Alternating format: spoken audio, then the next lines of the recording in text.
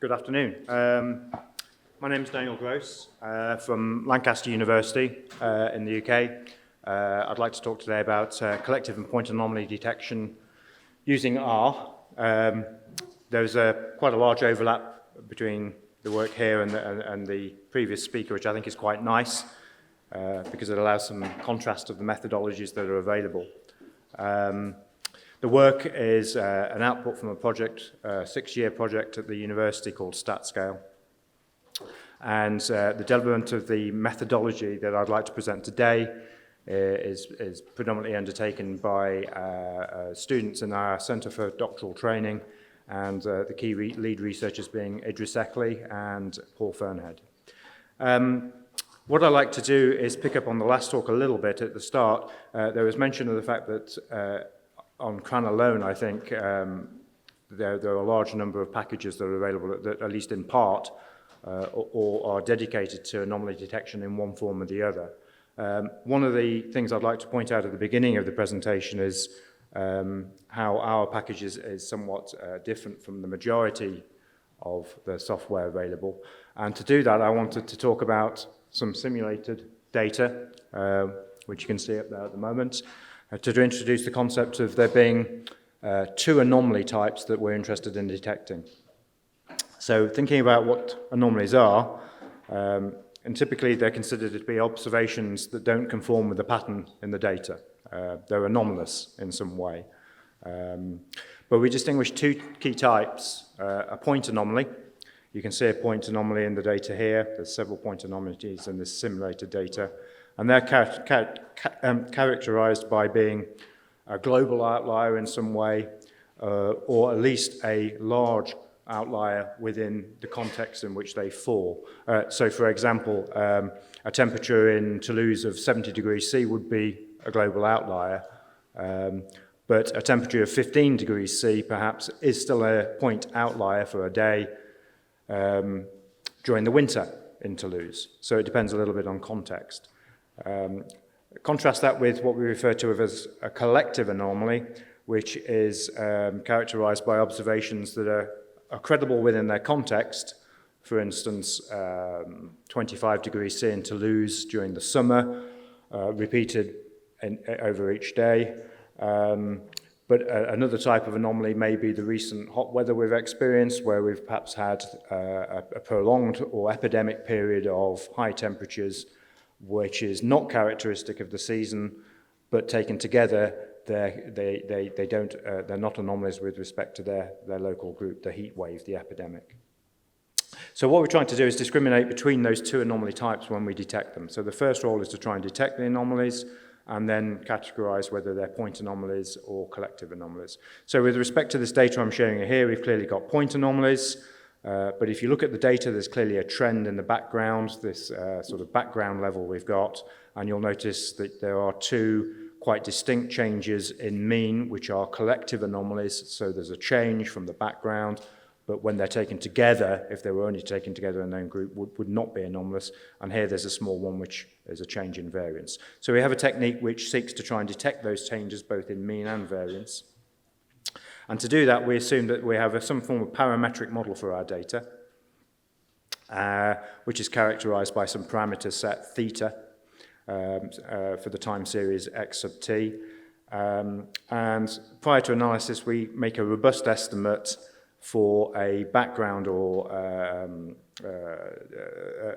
for the parameter set for the whole data set. It's done in a robust way so that if there's anomalies present, those anomalies aren't significant in the calculation of those robust statistics for the whole data set. We then model the anomalies as deviations of the parameters we're estimating for the data from that background data set. And we model collective anomalies of regions where there's a prolonged or epidemic change in the theta, and point anomalies where there's a length of the epidemic anomaly of length 1. The number and location of the change points are determined dynamically using dynamic programming using a penalized cost method.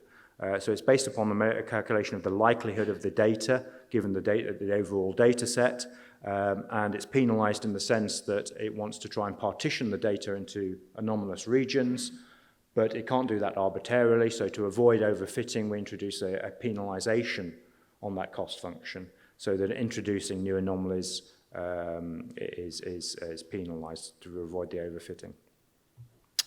Okay, so in terms of computational cost, normally the dynamic program methods are order n squared, but there are pruning methods where we can eliminate some of the data from the consideration at each iteration of the algorithm, and typically the performance is then in the region of order n, where n is the number of data points. So looking at the simulated data again, I'm going to just demonstrate the package in use. So the simulated data you've just seen for the purposes of introducing anomalies is going to be used here. This is how we simulated it in R. By using the anomaly package, we can use a single command uv kappa on the data with default arguments, and that provides us some summary information about where it believes there's anomalies in the data. The package is available on Chrome, by the way. This is something that you could download and use now. And that's the resulting prediction from the software. You can see these vertical blue bands indicate where there's collective anomalies. So there's a change in mean here, and a change in variance here. And then the point lies have also been identified and are marked in red to indicate them as being separate. That's useful in many settings to identify those point anomalies as distinct from the collective anomalies, because depending on the context, but quite often they represent false positives in the data, might represent an anomalous sensor reading, for example. So moving on, that's simulated data. Well, how does it work in practice on real data? To demonstrate that for you today, I have taken some data from the Numenta data set, which has been used quite extensively for benchmarking anomaly detection methods. It's temperature sensor data from an industrial machine. It's taken from Numenta, as I just mentioned. Consists of 22,000 plus observations taken at 5-minute intervals. It's a univariate time series. And in that data, there's 3 anomalies which are identified by an engineer who's an expert in that system. They're marked with the red dots. But one feature of this data, which provides a good application area for this methodology, is that it's very highly autocorrelated. And one of the features of a penalized cost-based method is that you can in a non-arbitrary fashion, modify your penalties to account for that autocorrelation. So the autocorrelation that's present in that data is shown here. So you can see this is a first-order lag plot, standard ACF plot, which clearly indicate that autocorrelation I alluded to. If you were to analyze the data as it is with our package, it would predict in excess of 100 anomalies in that data. But correcting for the autocorrelation can be done by taking, again, robust estimates for the autocorrelation within the data, and that in turn can be used to modify the penalty value we used in that penalized cost method. And when that's done, we can run the software again and detect those anomalous regions. This isn't an arbitrary process, it's a well-studied problem in general. And the main work, perhaps not the most generic work, but a very applicable work to refer to is shown at the bottom there. Just contrasting that with the original data, you can see we've detected the 3 anomalies that were indicated as being present by the engineer. There is a 4th anomaly at the beginning of the data, this region here. We're unsure whether that's a true anomaly or a false positive, but we can examine that data in a little bit more detail here by the output gives us an indication of the strength for each one of these anomalies, 1, 2, 3, and 4 here. There's a test statistic we use here to compare the relative strength of those anomalies. And that first anomaly is relatively large given to some of the anomalies that are actually known to be present. Importantly, the first anomaly in this data set was a planned machine shutdown. The second one was a system fault, and the third one was a complete system failure because of that fault. Okay, so just to summarize some of the features of what we can do with this package, you can detect the changes in either mean variance or mean and variance at the same time. The penalty value can be modified to accommodate some features of the data where they're known and can be quantified. You can separate regions from the background by specifying minimum and maximum segment lengths, which can be used to avoid certain anomalies that don't fit the model that we're using to model the data. return S4 classes for processing the data, and it's got generic methods built on those. And that's currently available at CRAN.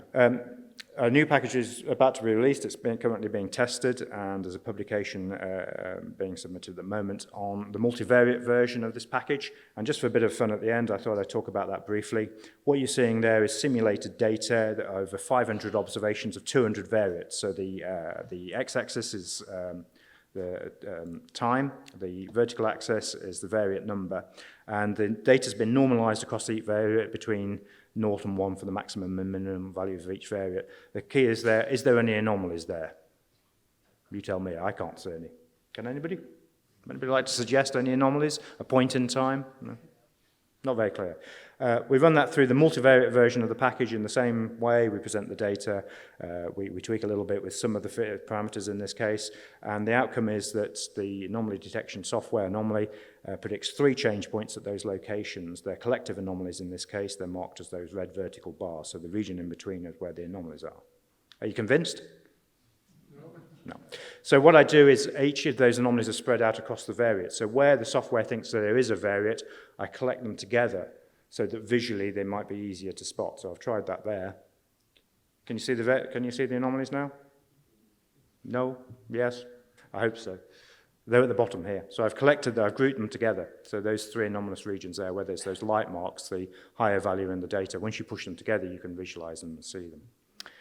What we can also do is have a look at each of those variates individually. So I've taken a subset where those anomalies occur, and you can see that in the simulated data, there's anomalies in across all of those variates that are banded. There's 8, 12, and 16 variates affected. It is missing some, but it's capable of discriminating which variates are affected by the anomaly. And contrast that to the power of the method when it's univariate. If you look at this trace here on the right, that's the univariate time series for the first variate here, where it sees 3 collective anomalies. If you analyze it using only a univariate series, it only detects the third, the strongest one. And the reason for that is in the univariate setting, it can pool the statistical information across the variate. So if you have an anomaly affecting a subset of the variates that is very weak in each variate, collectively that can be a stronger anomaly and be detected. Okay, so I put some key references at the end in case there's questions, but that's the main features of the package available on CRAN, and that's the end of my talk. Thank you. Thank you very much. Thank you for finishing early. I've got a quick question. In what way is the anomaly package different to the change point package? They look very similar. There are similarities. The primary similarity is that they're a penalised cost method in both cases. The change point detection package detects as changes in the model structure, the underlying assumed model structure at a point. But when that change has been detected, it is assumed that the model remains in the changed format. So, for example, going back to the real data that I looked at earlier here, you can see these regions which are collective anomalies. In a change point method, it would identify probably the ends of those intervals, the beginning and the end of the change, the anomalous change, but it wouldn't identify them as a group, i.e. belonging together. So that's the main feature that distinguishes them. Thank you. Any more questions? I've asked one. I mean, there's got to be other questions. Here we go.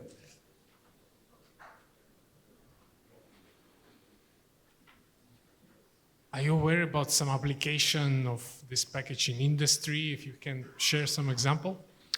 Yes, I can. I don't have any slides from them today, unfortunately, but we have 2 areas of interest of application at the moment. One is for BT, British Telecoms, providing internet service. They're looking for anomalies in the bandwidth that's available across the users by region in the UK. And after some deseasonalizing work, they're trying to bring this method online at the moment to detect changes in the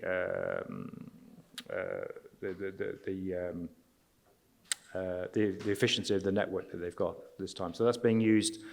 And it's being used in a way that isn't presented here. It's actually being used in an online fashion. This method that we developed, being a penalized cost method, is actually sequential in nature. So the algorithm actually sees each data point as it appears and doesn't store the previous data. It just stores a summary of that data, which makes it suitable for online analysis. So they're analyzing data as it's being received, and they're prototyping that method at the moment. And recently, Rolls-Royce have expressed some interest in a methodology for actually on-wing detection of anomalies in sensor signals from jet engines, jet turbines.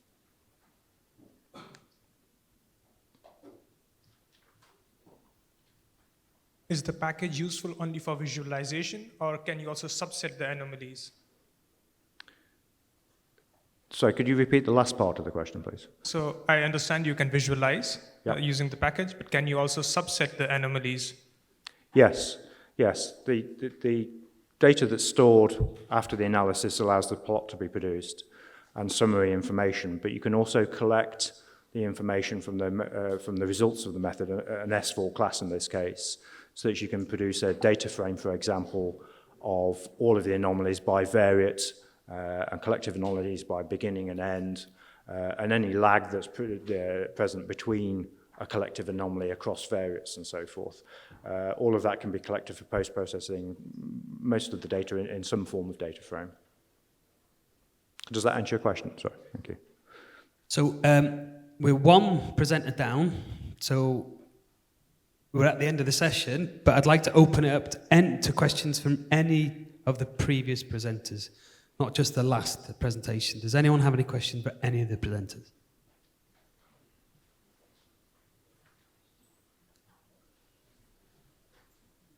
Okay, that's silence speaks volumes. So I'd like to, if we could all thank the presenters once again. Thank you very much.